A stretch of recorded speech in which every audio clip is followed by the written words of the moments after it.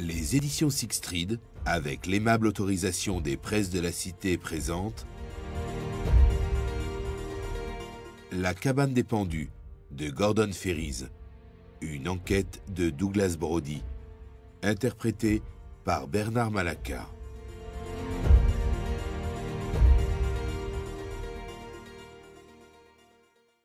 Il n'y a pas de fenêtre à la cabane des pendus. Seul un architecte sadique aurait eu l'idée d'offrir aux condamnés un dernier regard sur les jolies collines verdoyantes. Même chose pour les tableaux ou les plantes en pot. On ne cherchera pas à le distraire de ce qui l'attend avec un Monarch of Glen encadré ou un bel aspidistra. D'ailleurs, il n'y viendra qu'une fois, une cagoule sur la tête. Avant la guerre, j'ai visité la cabane des pendus de la prison royale de Barligny. Des années plus tard, je peux, les yeux fermés, décrire tous les détails lugubres de ce lieu comme s'ils étaient tatoués sur mes paupières. Imaginez une succession de monolithes gris balafrant le paysage de la banlieue de Glasgow. Chaque rectangle est troué de petites fenêtres à barreaux et les toits sont festonnés de cheminées victoriennes. Comme des maisons dessinées par un enfant obsessionnel. Toute cette masse hideuse est entourée par un haut mur d'enceinte cendrée.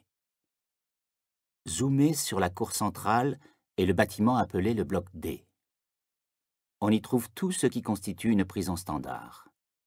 Une haute salle au plafond voûté, avec des galeries se faisant en face de part et d'autre d'un gouffre. Des cellules percent les murs à chaque niveau.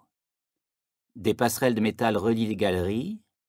Les escaliers de métal permettent de passer d'un niveau à un autre. Au troisième se trouve une cellule spéciale. Celui qui l'occupe ne peut en sortir qu'en empruntant une courte passerelle et en franchissant la banale porte en bois située de l'autre côté. Avancez. Franchissez la porte. Les yeux ouverts. À l'intérieur, l'air est inerte et les murs blancs semblent se resserrer. Au centre, sertie dans le sol, une trappe. Sur le côté, et probablement relié à la trappe, un levier. 3 trous carrés dans le plafond juste au-dessus de la trappe. Vous pouvez voir une longue poutre de soutènement dans la pièce du dessus.